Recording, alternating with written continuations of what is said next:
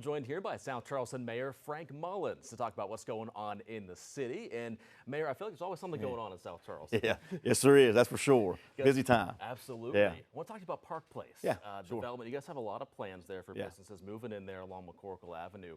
What can you tell us about what's coming in there next? I think the last time we talked about Skechers and Chipotle. Any new announcements since then? Yeah, I think the big thing now, and it's a good time to ask, was Kroger Marketplace will break ground. As a matter of fact, they've already started some construction. They will actually have a breaking ground ceremony this Wednesday on the 30th at 9 o'clock. So we're going to get that started, and that's a big deal. That's a big deal for a lot of reasons, particularly because that's our big box there. So once that big box gets going, that's when all the out parcels and all those smaller retail shops will say, okay, now it's time for us to come as well once we get that big box in there. So I think what you'll see after that is a little domino effect.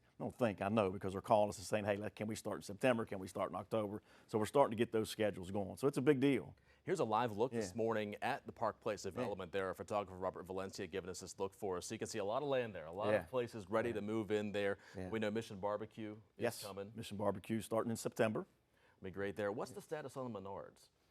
You know, I'm not sure. Menards is, obviously, they own their property, first of all. I think there's a misnomer about what's going on with Menards. Menards is coming. It's just a matter of when. Those big box, again, that's another big box. They pick and choose their time. Sure. You know, they own their property. They closed on their property, I think it was in 2022. So they're one of the few retailers down there that they actually own their property. The rest will be their lease or ground lease type situation. So they're coming. I don't have an official date yet. We kind of felt like they were going to go hand in hand with Kroger, and that may still happen at some point in time in the near future, but we'll be sure and let everybody know when that comes. But they're coming. Matter of fact, I had a conversation with them just 2 weeks ago.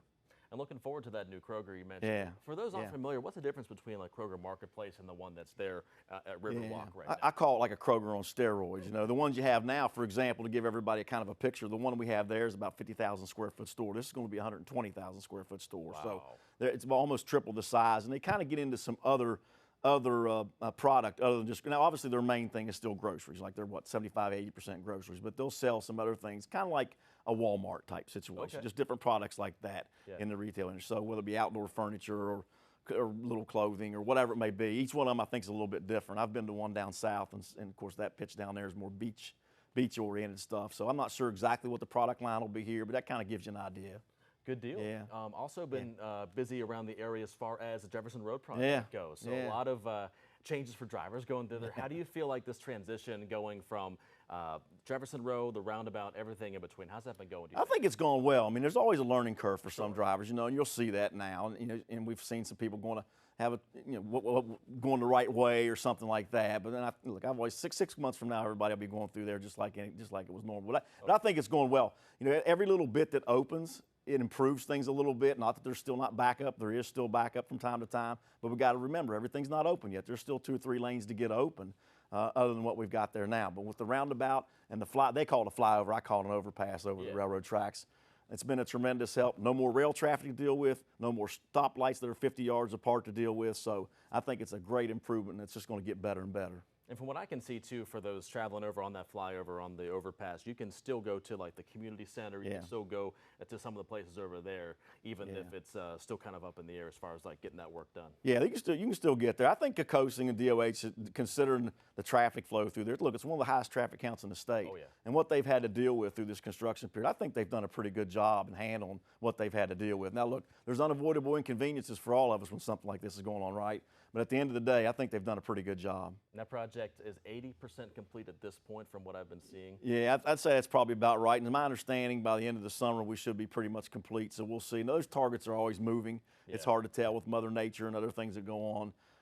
I've gotten to the point where I'm almost gun shy to put out dates anymore. But but hopefully we'll see that winding down here soon. Yeah. And wrapping up here this morning, let's look ahead to Summerfest real quick. Happening August 13th. August 13th. What can we expect for this year? I think more, most of like what we're all used to, right? Great entertainment. We'll have a drone show back again, and fireworks. The drone show will be Friday night. Fireworks are Saturday night. Live entertainment each night as always. Food vendors, a lot of things for the kids to do with the kids zone. So it's a great time. I always say my favorite part of Summerfest is just getting out and mingle with people. You know, you get 3,000 or 4,000 people there, and a lot of folks you don't get to see on a regular basis. So it's a great time. Everybody needs to come out and enjoy it with us. Yeah, absolutely. Yeah. Awesome. Yeah. Well, Frank, thanks for joining us here today. Absolutely. Thanks for having me. Absolutely. Appreciate you. South Charleston Mayor Frank Mullens joining us here in the studio. We'll be back.